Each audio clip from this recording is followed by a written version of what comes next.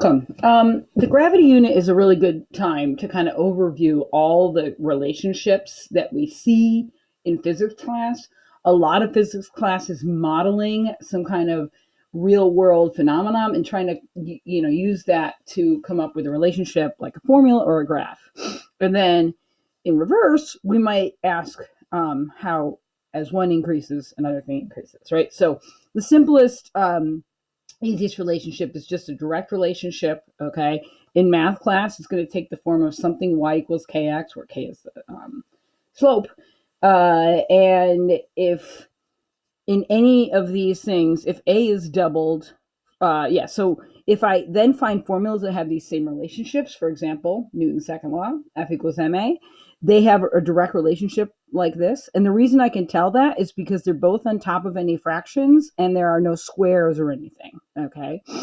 So this is a direct relationship. Whatever happens on the right happens to the left. So if A is doubled, the force needed to accelerate that mass is also doubled, assuming the mass is constant. And similarly, if M is doubled, then the force would also need to be doubled to keep that same thing.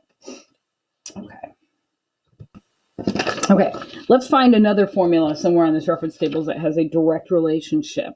Okay, so here is one that we're going to use in the circular motion unit. It basically says that centripetal force is equal to mass times centripetal acceleration. We're going to learn this because centripetal force is a kind of net force, so it shouldn't be surprising that it equals ma, right? But similarly, okay, if I, for example, double the force, I'm also going to double the centripetal acceleration, okay? Or if I doubled the mass, I would double the force, okay? These are all relationships, and if I want to put them in a graph, I could. Now, these happen to also be interchangeable, right? So if M is doubled, F is doubled. If FC is doubled, AC is doubled, and if M is doubled, FC is doubled. So we can see the graphical relationship, how to put it in words, and how we got there from a formula. Okay, an inverse relationship. The way I can tell that is something that one thing is on the bottom and one is on the top of the fraction, right? So if I rearrange F equals ma to this, I can get an inverse relationship, right? That says M equals F over A. So, for example, if I put the acceleration, the greater the acceleration, well, usually people write it like this. The greater the mass, the greater the acceleration, although the converse also works, okay? So if I double the mass, I halve the acceleration, right? What's another nice inverse relationship we can find on here? Ooh, here's one. This formula here we're going to use soon. AC equals V squared over R. Okay. The things that are in an inverse relationship are the AC and the R. So whatever I do the R, the opposite happens to the acceleration. So if I double the radius of a circle, the centripetal acceleration needed to keep that in circular motion would be halved. Okay. All right. Squared relationship looks like this. Some number times, and then there's a square here. And they're both on top of the fraction. So this also uses that same formula we were just looking at. Centripetal acceleration equals V squared over R. So now we're going to look at these two things, right? So whatever happens to the V, the AC will happen very quickly. So if I double the velocity, I could quadruple the centripetal acceleration. Let's see, here's another one. KE equals 1/2 mv squared. All right, so that's right off your reference tables. In this case, if I look at these two things, that's also a squared relationship. So whatever happens to the velocity, the KE will increase by the square of that. So if I double the velocity, I quadruple the KE. All right. Now we have an inverse square relationship. Okay. So that's the famous gravity one. All right. And so right now we're looking at these two variables. Okay. Now this looks very similar to the inverse, but if you actually put numbers in, these things happen much more quickly. All right. And you can see in the words it happens differently. All right. So whatever happens to the radius, the force will follow the inverse square law, okay?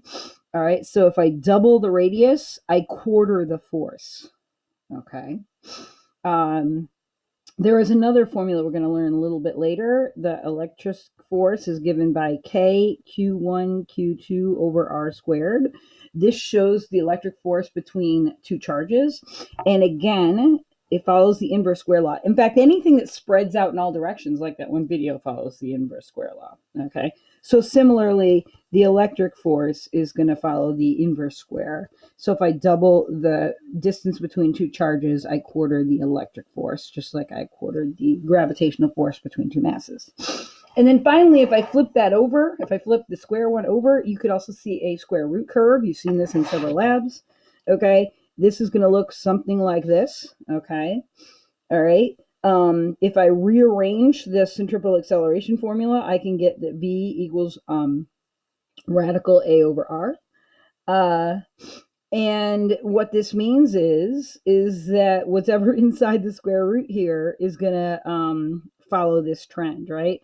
So if I do this to the acceleration, this is what's going to happen to the velocity, okay? So if I doubled the acceleration, I'd multiply the velocity by the square root of 2. If I tripled the acceleration, I'd multiply the velocity by the square root of by the cube root. No, the square root of 3, not the cube root. Excuse me. All right. The other place that we see this is in the period of a pendulum. So you might have seen this relationship in the period of a pendulum lab way back at the beginning of the year. And the reason for that is that the period of a pendulum is 2 pi r all over capital. I can't even remember it right now. Radical. Yeah. Let's just forget. I cannot remember it, but the period of a pendulum is got a square root curve to it, and I can't remember it off the top of my head. Fine way to end the video.